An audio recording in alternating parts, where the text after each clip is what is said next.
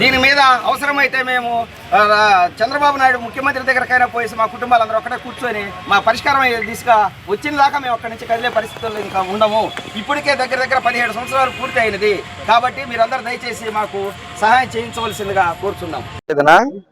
మా గట్టుపల్లి గ్రామంలో ఉన్నటువంటి ప్రభుత్వ అనాధీన భూములు అప్పటి జిల్లా కలెక్టర్ ఆదేశాల మేరకు కె రామ్గోపాల్ గారు ఆదేశాల మేరకు మాకు ప్రతి ఒక్కళ్ళకి 1 ఎకరా 50 సెంట్లు చొప్పున 145 కుటుంబాలకి పట్టాలు 1B మాన్యువల్ అయ్యి మంజూరు చేసినారు. మంజూరు చేసి సర్వే చేసి మాకు భూములు ఇచ్చే సమయంలో వెంటనే అక్కడ ఉన్నటువంటి ఆక్రమణదారులు అయినటువంటి పెత్తందారులు హైకోర్టు పోసి స్టే తెచ్చి స్టేటస్ కో తెచ్చి అప్పటి నుంచి ఆ భూములను ఆపేనున్నారు. సరే మేము ఆ భూములు కావాలని చెప్పి మాలో మేమందరం కలిసి అధికారుల చుట్టూ తిరుగుతా ఉన్నా కాలయాపన జరుగుతూనే ఉంది. కౌంటర్లు ఫైల్ చేసామన్నారు, స్టేటస్ కో వెకెట్ అయింది అంటున్నారు. కానీ వాళ్ళ భూముల్లో నుంచి మాత్రం ఈ రోజుకి పంపించలేదు. పంపించకపోయినా మేము అదేమని అడుగుతా ఉంటే చేస్తా ఉన్నాం ప్రాసెస్ అని చెప్తా ఉన్నారు. చెప్తా ఉన్న సందర్భంలో 3 నెలల నుంచి మళ్ళా మా గ్రామంలో రీసర్వే జరుగుతుందని కొందరు ఖాళీగా ఉన్నటువంటి భూములపై కన్నేసి పెత్తందారులు అయినటువంటి రెడ్డి గారు కమ్మవాళ్ళు మళ్ళీ వచ్చి సాగు చేస్తూ ఉంటే పై విషయాన్ని మేము రెవెన్యూ అధికారులకు తెలియజేసి మా దగ్గర ఉన్నటువంటి ఆధారాల ప్రకారముగా మాకు ఆ భూమి మా హక్కు కాబట్టి వాళ్ళు ఈ విధంగా మమ్మల్ని అనేక రకాలుగా ఇబ్బంది పెడుతున్నారని తెలియజేస్తే వాళ్ళు ఫోన్ల ద్వారా మెసేజ్ చెప్పి ఆపండి అని చెప్పినా కూడా వాళ్ళు ఆపకుండా భూముల్ని సాగు చేస్తూ ఉన్నారు. ఆ సాగు చేస్తున్న సమయంలో మరలా మేము తిరిగి రెవెన్యూ వాళ్ళకి తెలియజేస్తే రెవెన్యూ వాళ్ళు మేము అందరం పోయి ఆపిన తర్వాత అప్పటి నుంచి ఆ భూముల్లోకి వాళ్ళని పోనీయకుండా అప్పటి ఎంఆర్ఓ గారు మేడము ఇప్పుడు ప్రజెంట్ ఏవోగా ఉంది ఇక్కడ ఆ మేడం వాళ్ళని పిలిపించి వాళ్ళకి ప్రభుత్వం ఇచ్చిన భూముల్లోకి మీరు ఎలా పోతారు, ఒకవేళ స్టేటస్ కో ఉంటే దాన్ని మాత్రమే ఉంచుకోండి, మిగతా వాటికి పోవద్దు దయచేసి మేము చెప్పిన దాకానని చెప్పింది. తర్వాత మేము ఖాళీగా ఉన్నటువంటి మా భూముల్లోకి మేము పోయేసి అందరం తలా 10 రూపాయలు డబ్బులు తీసుకొని దాన్ని తలా కొంచెం తీసుకున్నాం, ఇప్పుడైనా సాగు చేసుకున్నాం, అప్పటి నుంచి అట్టే ఆగిపోతా ఉందని చెప్పేసి 3 నెలల క్రితం ఇక్కడికి వచ్చి ఇదే స్థానంలో మేము పేపర్ స్టేట్మెంట్ ప్రెస్ వాళ్ళకి రిపోర్ట్ ఇచ్చి మేము మా భూముల్లోకి మేము పోయి మేము సాగు చేస్తూ జంగిల్ తీసుకుంటూ ఉంటే అప్పుడు మళ్ళా ఎంఆర్ఓ గారు జంగిల్ ఆపించండి అని చెప్పేసి ఆపించారు. మేడం ఎందుకు ఆపిస్తున్నారు, ఏమిటి కారణం, మాకు ఎందుకు ఆపుతున్నారు మా భూములు కాకుండాను అని అడిగాము. సమాధానం లేకుండా అది మేము ప్రాసెస్ అండి, ఇది చూడాలండి అది అని చెప్తా ఉంది. ఎంత రాజకీయ ఒత్తిళ్ళైనా కూడా మేము కూడా అందరికి ఓట్లు వేస్తే మేము ఆ ఓట్ల ద్వారానే గెలిచారే గానీ మాకు గట్టుపల్లి గ్రామంలో 2 బూతులు ఉన్నాయి. ఆ 2 బూతుల్లో ఉన్నటువంటి మెజార్టీ ఆ బూతులో వచ్చేసి మెజార్టీ మా ద్వారానే వచ్చింది. అందరూ మేము కూడా తెలుగుదేశం కేసాం.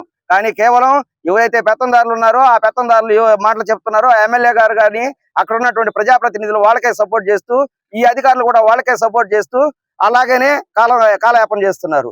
అది సరే అని చెప్పేసి మళ్ళీ మేము ఎంఆర్ఓ దగ్గరికి తహసీల్దార్ గారి మేడం గారిని తర్వాత ఆర్డీఓ గారిని అందరిని మేము వచ్చి అడిగినా కూడా మీరు చేస్తాము దాన్ని ట్రేస్ చేయాలన్నారు. ట్రేస్ చేయాలన్న తర్వాత రీసర్వే డ్యూటీని అక్కడ మండల సర్వేని విలేజ్ సర్వేని రెవెన్యూ అధికారులని అందరిని పంపించి ట్రేస్ చేసి 1-2 సార్లు ట్రేస్ చేసి ఖాళీగానే ఉన్నాయి, ఈ ఖాళీగా ఉన్నటువంటి భూముల్ని మీరు ఖచ్చితంగా చేసుకోవచ్చు, ఇబ్బంది లేదు మేడం గారు చెప్పారు తహసీల్దార్ గారు సచివాలయంలో అందరి సమక్షంలో, కాబట్టి మీరు చేసుకోండి అంటే మళ్ళా మేము చేసుకుంటుంటే మళ్ళీ వెంటనే ఆపిచ్చేసి మళ్ళీ గ్రామ సభ అనే దాని ప్రకారంగా గ్రామ సభలు జరుపుతామంటారు. గ్రామ సభలు ఎలా జరుపుతారు సార్, ఇది వచ్చేసి ఆల్రెడీ కోర్టులో ఉంది కదా, కోర్టులో ఉన్నప్పుడు కోర్టులో ఉన్న దానిని మీకు ఎవరు అధికారం ఇచ్చారు, ఎందుకు చేస్తారని చెప్పి మేము ప్రశ్నిస్తే అదేం లేదు దీన్ని మేము అడగొచ్చు మాట్లాడచ్చు సార్, ఏ ఆర్డర్తో మీరు చేస్తారని అంటే దానికి కూడా కాలయాపన చేసి గ్రామ సభలో పెట్టించి అక్కడ ఉన్నటువంటి అగ్రవర్ణాల చేతుల మీదుగా మమ్మల్ని నానా బూతులు తిట్టించి మా మీద గొడవలు సృష్టించి మధ్యలో ఆపేసి వచ్చేసి ఈ విధంగా మమ్మల్ని తిప్పుతూ ఉన్నారు.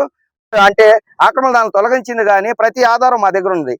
కోర్టు కేసిన కౌంటర్ ఫైళ్లు కూడా మా దగ్గరే ఉన్నాయి. కావాల్సి ఉంటే మీరందరూ పత్రికా పత్రికలు కానీ ఎలక్ట్రానిక్ మీడియా వాళ్ళు కానీ అందరూ ఒకసారి చూసి పరిశీలించి ఈ వాస్తవా అవాస్తవం అని చెప్పి ఈ రోజుకైనా తేల్చండి.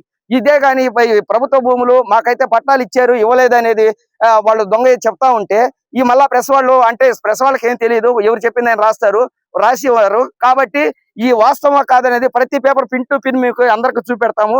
ఇది ఎంత వాస్తవం అనేది మీరు పై అధికారులకి జిల్లా కలెక్టర్ దృష్టికి అవసరమైతే సిఎస్ దృష్టికి రాష్ట్ర ముఖ్యమంత్రి దృష్టికి తీసుకోపోవాలని మా అందరి తరపున మా అంబేద్కర్ మిషన్ తరపున జలదిక మండలం తరపున మేమందరం తెలియజేసుకుంటూ ముగించుకుంటున్నాను. తేల్చండి. ఇదే కానీ ఈ ప్రభుత్వ భూములు మాకైతే పట్టాలు ఇచ్చారు ఇవ్వలేదనేది వాళ్ళు దొంగ చెప్తా ఉంటే ఈ మళ్ళా ప్రెస్ వాళ్ళు అంటే ప్రెస్ వాళ్ళకి ఏం తెలియదు, ఎవరు చెప్పింది ఆయన రాసేవారు. కాబట్టి ఈ వాస్తవం కాదనేది ప్రతి పేపర్ పిన్ టు పిన్ మీకు అందరికీ చూపెడతాము.